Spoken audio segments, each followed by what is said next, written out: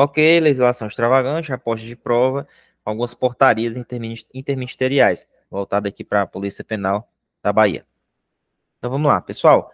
Portaria Interministerial número 1, 2014, que é o famoso PENAISP. O PENAISP vai falar no âmbito do Sistema Único de Saúde, que é o SUS. Então, no artigo 1º, ele fala da instituição, né, que é instituir o PENAISP, no âmbito do Sistema Único de Saúde, SUSP. Então, no artigo 2º, ele vai falar da definição, né, pessoas privadas de liberdade, são os maiores de 18 anos, sob custódia do Estado, pode ser de forma provisória ou de forma sentenciada. Então, um ponto que pode cair na sua prova, em relação aos princípios da PENAISP, né, que é o respeito aos direitos humanos e justiça social, integralidade da atenção à saúde, questão da equidade, promoção de ambiente humanizado, corresponsabilidade interfederativa, valorização da participação popular e controle social. Uma dica: peguem palavrinhas-chave: direitos humanos, integralidade, equidade, ambiente humanizado, interfederativa, participação popular e controle social. Então, esses são os princípios do PENAISP. Não confundir os princípios com as diretrizes e com os objetivos, né? Observem que tem os princípios, que são esses que eu acabei de falar, nós temos as diretrizes, que são promoção da cidadania e da inclusão, atenção integral e contínua, controle e redução de agravos, respeito à diversidade e a condições especiais, gestão integrada e intersetorial. Então, palavrinhas-chave aqui, questão do intersetorial.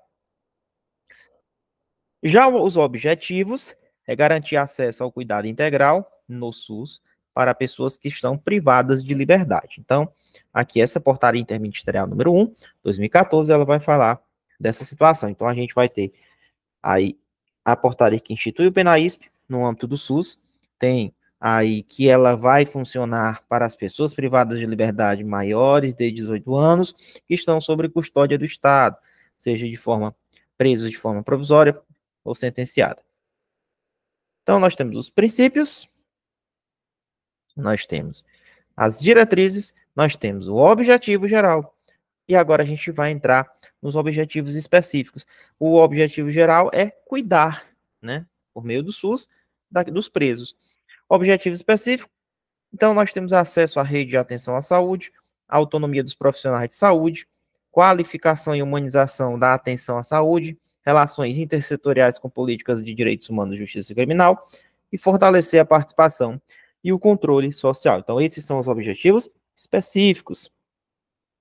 Quando ele fala específico, é mais voltado à questão da saúde. Quando ele fala autonomia dos profissionais de saúde, é um objetivo mais específico, voltado àquela questão da atenção à saúde, né? Já o objetivo geral é cuidar de maneira geral. Na questão da resolução número 3, de 2009, que é outra resolução que vai ser cobrada na prova de vocês, vai falar das diretrizes nacionais, né, para a oferta de educação dentro dos estabelecimentos penais. Essa portaria interministerial, número 1, ela vai falar da questão da instituição do SUS no âmbito da saúde, né, dos presos, e agora a gente vai entrar na resolução número 3, de 2009, onde ela vai falar da questão das diretrizes nacionais, e aqui é a questão da educação, a oferta da educação nos estabelecimentos penais. Tá bom? Então, a gente vai ver aqui o quadro que eu montei aqui para vocês, dos aspectos, né? Então, no artigo 3º, relação à oferta da educação, né? Então, atender aos eixos gestão, formação e valorização. É o GFV. Só que a gente é só lembrar aquele mnemônico da banca FGV. Formação, gestão e valorização. Formação, gestão e valorização.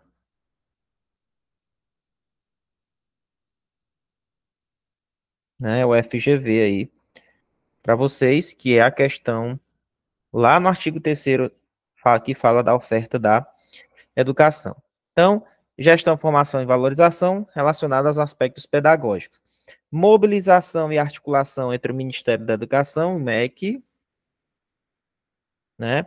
Ministério da Justiça e outras entidades. Então, participação do Ministério da Educação junto com o Ministério da Justiça. MEC mais MJ. Oportunidades de financiamento, fomento à leitura e bibliotecas, envolvimento da comunidade do atendimento às especificidades dos preços. Então, o que é que vocês podem observar?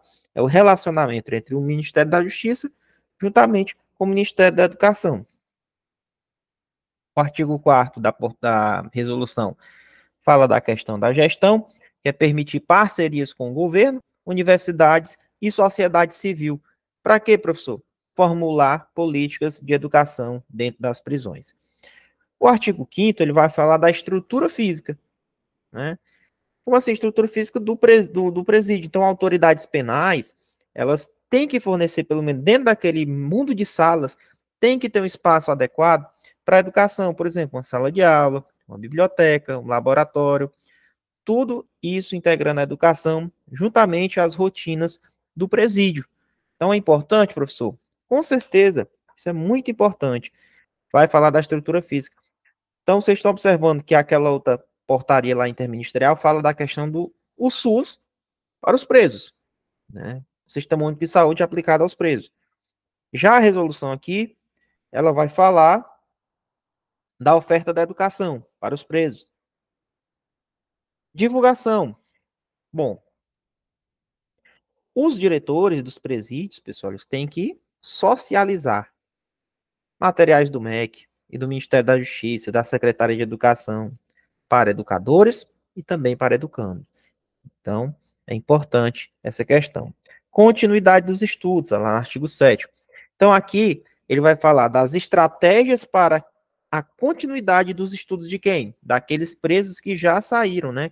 Que passam durante um ano, que são chamados egressos. Então, tem que ter, sim, estratégias de continuidade dos estudos dos egressos, e isso tem que ser articulado com as entidades de apoio, né? Como, por exemplo, os patronatos, que são entidades de apoio, e as fundações. Trabalho prisional. O trabalho, né, quando a gente fala a questão da educação, ele tem que ser integrado com o quê, professor? Trabalho, ele é integrado à educação, né? E ofertado em horários que são compatíveis com as atividades educacionais dos presos, né? Trabalhar e estudo.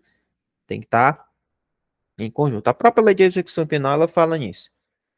No artigo 9, ele vai falar da formação dos educadores, né, educadores, gestores e técnicos. O que eles têm que fazer? Acesso à formação continuada, então tem que sempre estar fazendo o curso. Educadores, preferencialmente, cuidado que essas coisinhas caem em prova, ó, preferencialmente. Educadores, preferencialmente concursados e com remuneração adequada, tá bom? Pessoal que vai fornecer, que vai formar os presos. Presos podem atuar como monitores educacionais com formação e remuneração apropriada, viu? Importantíssimo. Então, artigos que podem estar caindo na sua prova. Terminando essa resolução, resolução de número 3, vai falar das diretrizes nacionais para a oferta de uma educação dentro dos estabelecimentos penais. A portaria interministerial número 1, PENAISP, que é no âmbito do Sistema Único de Saúde, para pessoas privadas de liberdade, maiores de 18 anos, que estão sob custódia do Estado, tanto para presos provisórios quanto sentenciados. Resolução número 3, oferta da educação. E agora a gente vai entrar na resolução número 1, que vai falar do atendimento específico para aquelas pessoas, aqueles presos que têm transtorno mental. Tá bom? O artigo 1º vai falar do acesso ao programa. Como é que é feito o acesso a esse programa para as pessoas com transtorno mental? É feito por meio do serviço de avaliação e acompanhamento às medidas terapêuticas para pessoas com transtorno mental. Tem uma portaria aqui do MS 94/2014. Então, existe um programa, né, para aquelas pessoas que têm transtorno mental, um programa de avaliação e acompanhamento dessas pessoas, né? Isso a resolução número 1 fala. O serviço, ele é composto por qual equipe? pela EAP, né? Equipe de avaliação e acompanhamento, vai apoiar as ações de atenção a essas pessoas, tá bom? Na rede de atenção à saúde, o RAS. A questão da estratégia estadual. O grupo condutor estadual da PENAISP deve elaborar e implementar estratégias estaduais para atender pessoas com transtorno mental. Então, dentro do âmbito do Estado, devem ser elaboradas estratégias, né, para implementar estratégias para atender pessoas com transtorno mental. Beleza? Continuando, professor, exigências do SUS. Importante depois vocês fazerem essa leitura, né? Exigência do SUS. Então, aqui tem um acompanhamento psicossocial integral, resolutivo e contínuo, com suporte da justiça criminal. Então, acompanhamento material, tá certo? Então, exigências do SUS. Algumas condições, né? Acompanhamento psicossocial integral, resolutivo e contínuo. Palavrinha chave de prova. Resolutivo e contínuo. Com suporte da justiça criminal. Então, algumas condições: transporte sanitário, escolta, acesso a unidades prisionais e psiquiátricas, acesso a informações da pessoa com transtorno mental e projetos terapêuticos singulares, que é o PTS. Então, o SUS exige, né, que tenha transporte sanitário e escolta para essas pessoas, tem que ser resolutivo e contínuo. Tem que ter um acompanhamento psicossocial integral, não é parcial. Tem que ter projetos terapêuticos singulares, acesso a informações daquelas pessoas, daqueles presos que têm transtorno mental. No artigo 3º, ele vai falar das normatizações, né? Existem a resolução do SENAS, Política Nacional de Assistência Social, tem essa portaria GMMS 4.279/2010, enfim, e recomendações do próprio CNJ, Conselho Nacional de Justiça, né? Então, são leis que complementam essa resolução, são os atos normativos. Então, vamos aqui um exemplo aplicado em relação a essa resolução. Vamos supor aqui, João, uma pessoa com transtorno mental em conflito com a lei. Então, João, um homem com diagnóstico de esquizofrenia, cometeu um crime de dano ao patrimônio público, né? Após a sua prisão, a justiça determinou a aplicação de uma medida de segurança ao invés de uma pena convencional, considerando seu transtorno mental. A partir disso, João passou a ser acompanhado conforme as diretrizes da resolução 1. Por quê? Porque ele tem transtorno mental. E aí a resolução número 1, ela é uma das normas que vai tratar desse assunto. Então, a questão do acesso ao programa. Então, João foi encaminhado a um serviço de avaliação e acompanhamento de medidas terapêuticas que são aplicáveis a essas pessoas com esse transtorno mental. A equipe é composta por profissionais de saúde mental, vai avaliar a condição do João e desenvolve um plano de tratamento, pessoal. Esse plano de tratamento adequado que vai ser integrado ao Sistema Único de Saúde, que é o SUS. Então, o SUS sempre está fazendo parte desses planos. Aí a equipe vai trabalhar junto com o Sistema de Justiça Criminal para garantir que o João seja tratado de acordo com os princípios da Lei 10.216, que vai tratar dos direitos das pessoas com transtornos mentais. Entendeu? Então, é uma resolução complementando a outra. Exigências do SUS, né? O João, agora que está em tratamento, né, já foi atendido, ele vai ter esse atendimento contínuo, né, por meio de quê? Da rede de atenção à saúde, que é o RAS. E aí? Tem algumas condições de exigências do SUS. Transporte sanitário e escolta vão ser fornecidos para que ele possa ser levado às consultas, por exemplo, psiquiátricas e às sessões de terapia. E aí, o João também vai receber um tratamento dentro da unidade de custódia, onde ele está, e a equipe de saúde vai ter acesso às informações médicas e jurídicas. E o tratamento, ele segue um projeto terapêutico singular, que é uma condição exigida pelo SUS, né? Que foi elaborado ali para as necessidades dessa pessoa, focado na reabilitação. E o tratamento dentro da unidade, viu, ó, de custódia, onde ele está. A equipe de saúde tem acesso às informações médicas dele também. Pessoal, continuando aqui na nossa aposta dessas resoluções, nós vamos tratar da resolução número 4. Essa resolução, como a gente já acredito que vocês já estudaram, ela vai falar da atenção integral à saúde das pessoas privadas de liberdade. Aqui é a saúde no sentido geral, né? As pessoas privadas de liberdade. A gente viu aqui na portaria interministerial que é instituído o PENAISP, né?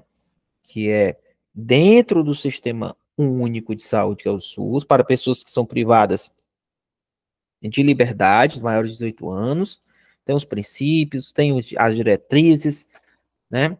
Acredito que vocês vão ler de novo, assistir essa aula novamente. Objetivo geral e específico. Vimos a resolução 3, que é da oferta da educação. Vimos também aqui agora a questão do pessoas com transtorno mental em conflito com a lei, né? Resolução número 1, 2014. E agora a gente vai para a resolução número 4, 2014, que fala das diretrizes básicas para a atenção integral à saúde daquelas pessoas que estão privadas de liberdade, ou seja, estão presas, né? Então vamos lá. Aplicação. Aplicava a qualquer estabelecimento que mantenha pessoas presas, seja de forma provisória ou definitiva. Essa é a resolução número 4. Articulação com o SUS, né? Ações de saúde devem estar em acordo com os princípios do SUS, envolvendo prevenção, promoção e cuidado, conforme a Política Nacional de Atenção Básica. Cooperação. Sistemas prisionais devem cooperar com o SUS e garantir infraestrutura. Continuando, a questão da educação permanente. As equipes de saúde prisional, pessoal, elas devem receber educação continuada para atuar conforme as orientações do SUS. Certo? Como assim, professor? Os profissionais devem receber educação continuada sempre para atuar, né, se atualizar as legislações do SUS para poder aplicar as pessoas presas. Cartão Nacional de Saúde, então deve ser emitido para todas as pessoas que estão presas um cartão nacional de saúde. Registro eletrônico. As ações das equipes de saúde, né, que vão estar em acompanhamento com os presos, têm que ser registradas no sistema de informação do SUS. Do SUS. E o prontuário eletrônico tem que ser mantido sobre sigilo e acessibilidade adequada. Esse ponto é importante. Professor, o registro eletrônico, o registro dessas equipes e o prontuário eletrônico deve ser mantido sob sigilo, viu? E tem que ser registrado no sistema de informações do SUS. E o prontuário eletrônico deve ser mantido sob sigilo. Anota aí, grifa aí no material. Continuando, professor, a questão da avaliação de saúde no ingresso, né? Vai ingressar no presídio, avaliação. Toda pessoa que é privada de liberdade tem que passar por essa avaliação, uma avaliação completa, ao entrar no sistema. Vai abrir o prontuário clínico, registrar se tem doença, exames, vacinação. Atenção à saúde da mulher. A questão das presas, né, mulheres, inclui consulta ginecológica, planejamento familiar, prevenção de infecções sexualmente transmissíveis e câncer, seguindo sempre o calendário do SUS. Atenção à gestante, pessoal, nutrizes e filhos. Então, é garantido pelo SUS esse atendimento, né, por meio das diretrizes da Política Nacional de Atenção Integral à Saúde da Mulher, da Criança e da Rede Cegonha. Tá bom? Então, avaliação, atenção à saúde da mulher, atenção à gestante também. Saúde bucal, importante, ó, tá lá.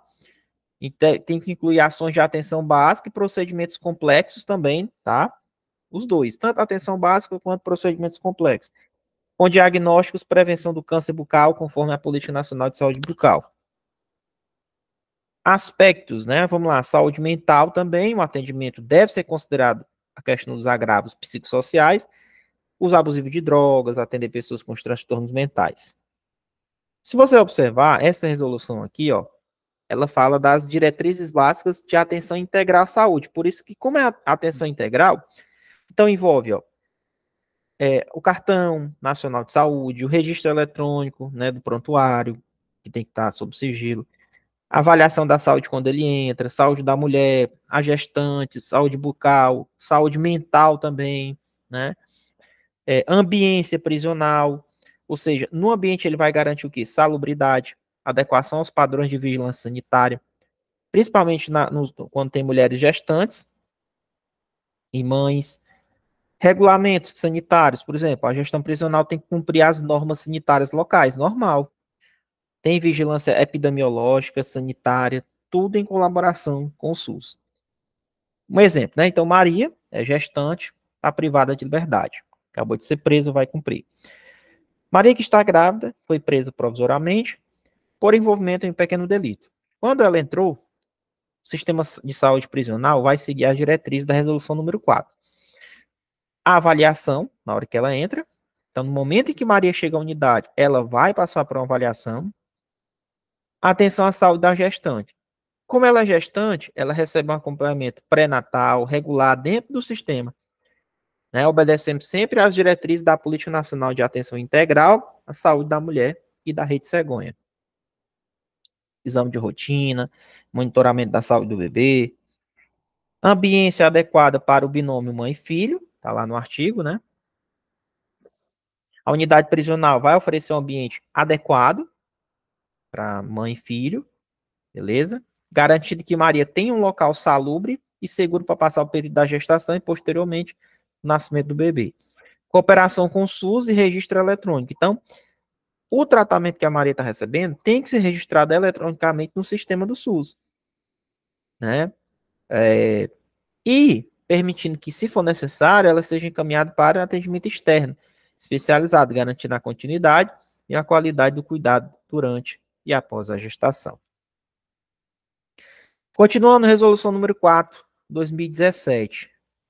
Aqui essa resolução ela vai falar das diretrizes para o fornecimento de produtos de higiene, seio, roupas e outros itens para as pessoas privadas de liberdade. Então, no artigo 1º, eu vou ter os itens básicos, né? Então, tem que ser fornecido itens de higiene, vestuário, roupas de cama, banho, preferência material ignífugo, visando melhorar a qualidade do tratamento, roupas de cama, né? Substituição de roupa. Roupa de cama e vestuário devem ser substituídos a cada 15 dias para a questão de higienização. Já anota esse prazozinho aqui. Exceto, olha aí as exceções, cobertores, casacos e luvas, que são substituídos quando for necessário. Continuando, professor, depois eu vou ler de novo. Pois é. Condições de saúde. Pessoas com patologias, inclusive mentais, devem ter substituições diferenciadas. Então, pessoal que tem patologias, inclusive mentais, devem ter substituições diferenciadas dos itens de asseio e uniformes, tá? Pessoas com patologias, inclusive as mentais. Diferenças de gênero. Itens de higiene e vestuário devem ser fornecidos de maneira diferenciada, respeitando o gênero e suas necessidades. Mulheres gestantes e crianças. Então, os presídios que abriguem mulheres gestantes e crianças devem receber kits adequados, incluindo itens específicos para maternidade e cuidados infantis. Kit para egressos. Quem são os egressos? São aqueles que acabaram de sair da prisão. Então, também ganham kits, né? Kits mínimos e custeio de transporte para egressos do sistema. Reposição de calçado. Tênis e sandálias devem ser repostos quando estiverem em mau estado de conservação. Colchão e roupa de cama para trocar. Colchão, lençol, toalha e cobertor devem ser substituídos quando for necessário para manter a higiene, viu? Alterações. Quantidades e características dos uniformes e enxoval podem ser ajustados de acordo com as condições climáticas. Às vezes, por exemplo, mas é tanto para a questão do casaco. Bom, mas é porque tem um período que está muito frio, então pode ser adequado, né? Em vez de receber 2, recebe 3. Escolha de materiais. Bom, os materiais fornecidos, eles têm que garantir a segurança tanto dos detentos quanto dos profissionais, né? Tem que pensar na segurança de quem está lá, os policiais penais e os presos. Dever de conservar. Então, os presos têm o dever de conservar seus objetos pessoais, né? E a reposição deve ocorrer também por desgaste natural ou periodicidade. Responsabilidade do Estado. A assistência que é prestada pelo Conselho da Comunidade não isenta o Estado de suas responsabilidades com os presos, viu? É muito sério essa questão da responsabilidade do Estado. Mas aí o Conselho da Comunidade já está prestando assistência. Então, não, cuidado. Não isenta, viu? Essa assistência que já é prestada pelo Conselho da Comunidade, não isenta o Estado das suas responsabilidades com os detentos de maneira nenhuma. Então, por exemplo, aqui, ó. Exemplo de kits, né? Kit de enxoval, colchão, lençol, toalha, cobertor, preferencialmente de material ignífugo. Grava isso daqui. Vai que ele cobra na prova. Kit uniforme. calça, bermuda, roupa íntima, camiseta, agasalho, casaco de lã, tênis, sapatilha, sandália, meia, kit enxoval para bebês e crianças, fornecido na admissão ou nascimento, né? Com itens ali adequados às necessidades infantis e maternidade. Show. Acho que não seria necessário. Precisa ler esse exemplo, não, tá? Porque aqui ele vai falar da questão de receber esses materiais. Então, kit enxoval, kit uniforme, kit enxoval para bebê, criança, depende do tipo de preso. Vamos aqui estudar um pouco a resolução 31. Ela estabelece monitoração eletrônica de pessoas no sistema prisional. Então, aqui é o monitoramento dos presos no sistema prisional. Então, já anota aí, pega o seu material.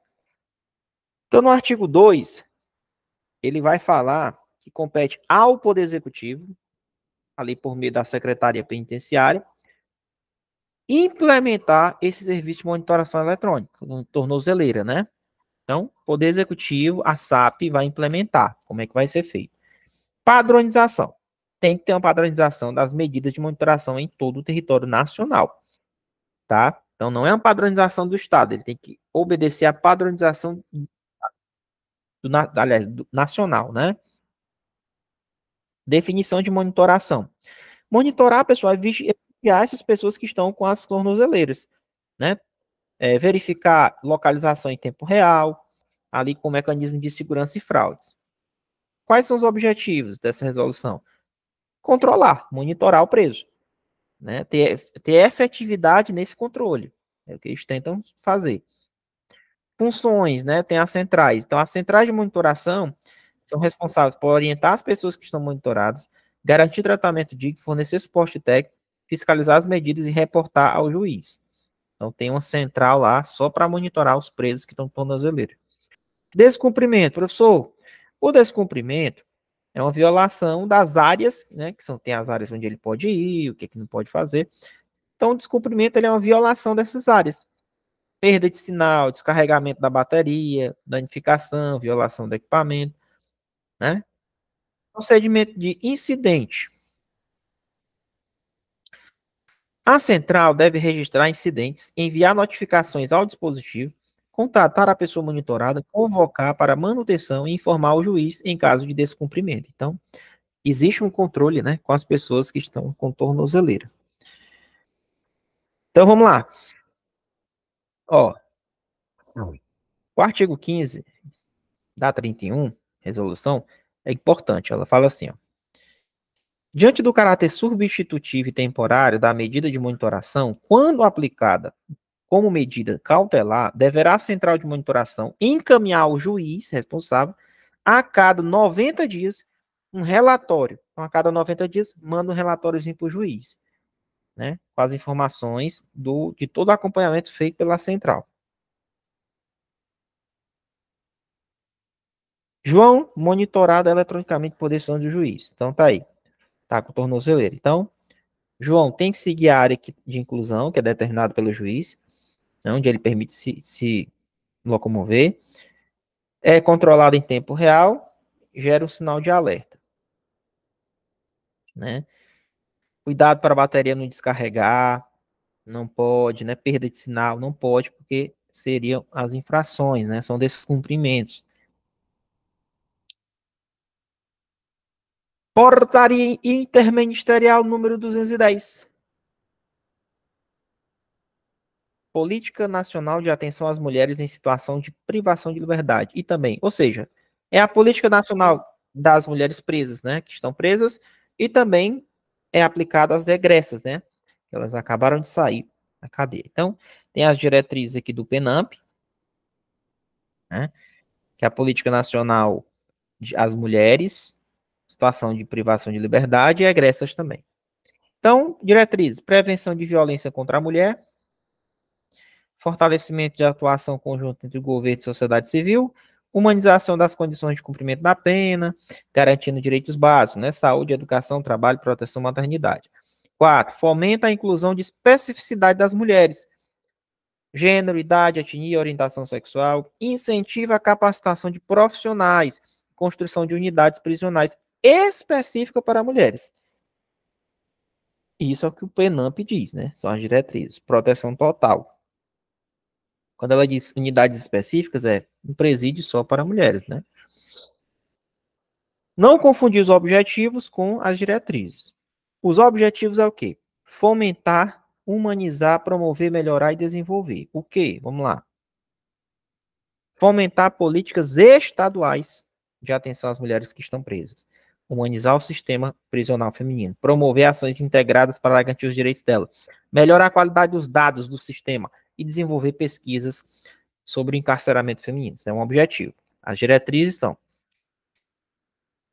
implementar especificidades das mulheres, humanizar as condições de cumprimento da pena, fortalecer a ação entre o governo e a sociedade. Isso são as diretrizes, e aqui no artigo 3º a gente vai ter os objetivos. 4, metas. Essa aqui eu acho que cai, ó. Diretriz 2, artigo 3º, objetivo, e nós temos no artigo 4º as metas. Quais as metas do PNAMP? Isso aqui pode cair na prova, viu? Pode cair. Vai que cai, eu venho aqui só tiro o print. Criar bancos de dados sobre sistema prisional, incluindo o que é que tem nesse banco de dados? Número de estabelecimento feminino e misto, número de mulheres por estabelecimento. Isso tem que ter um banco de dados. Então vai ser criado um banco de dados. E aí tem, nesse banco de dados tem o quê? Quantidade de mulheres presas, número de mulheres nos estabelecimentos femininos, né, na verdade, e número de mulheres por estabelecimento e o total, dados sobre as condições dela, né, são gestantes, tem criança, o perfil socioeconômico, né, delas, que tem mulheres que têm um pouco mais de condições, dados se elas estão trabalhando ou não, né, dados de educação, se tem alguma doente, se tem que alguma que está em processo de acompanhamento de saúde mental. Então, tudo isso tem que estar no banco de dados. São metas do PNAMP. Identificação da mulher. A mulher é identificada quanto à sua situação de gestação e maternidade. Né? Quantidade, idade dos filhos. Tem inserção em local específico. Então, mulher grávida, lactante ou mãe com filha, ela é colocada em um local adequado, com atividades lúdicas, pedagógicas, coordenadas por uma equipe multidisciplinar. Acompanhamento no parto. Aí a parturiente tem direito à presença de um acompanhante, devidamente cadastrado, durante o trabalho de parto, né?